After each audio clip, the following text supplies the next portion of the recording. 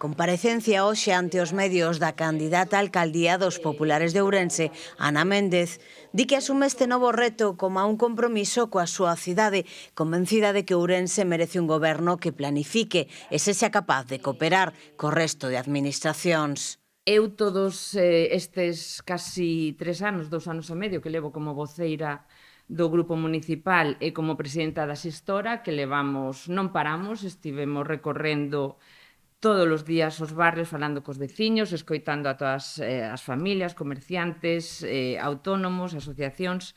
O que sempre saquei e o que sempre saco en limpo é que Ourense, que temos moitísimo potencial, pero que desgraciadamente levamos moito tempo desaproveitando.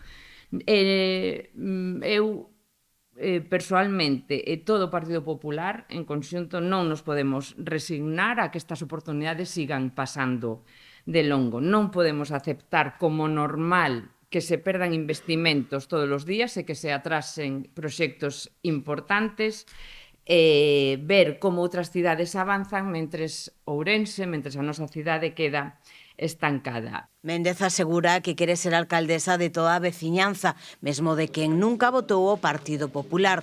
Aposta por un goberno que resolva de verdade os problemas da xente, que dea explicacións e deixe de poñer excusas e que sustitúa o ruído e o espectáculo por unha xestión real.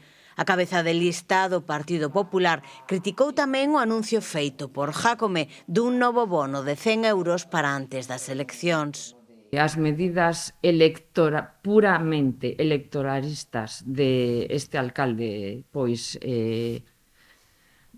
parecenme bastante obscenas.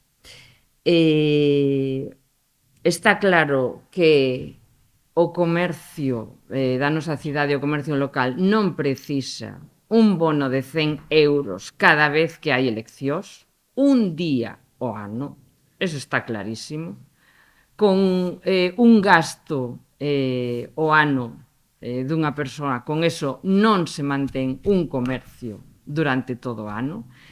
O Concello ten que estar sí ou sí os 365 días e o único que fai é decide un bono comercio que vamos a ver, isto estamos falando de hipótesis, porque agora mesmo el soltou nun día no pleno, pero logo despois veremos a ver o que fai, porque de momento os orzamentos pois siguen sin aprobarse.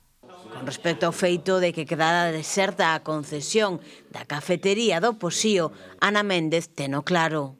O normal era que se fixera a licitación con tempo suficiente para que, tan pronto como se abrira o xardín do Posío xa para a xente, que a cafetería estuvera aberta.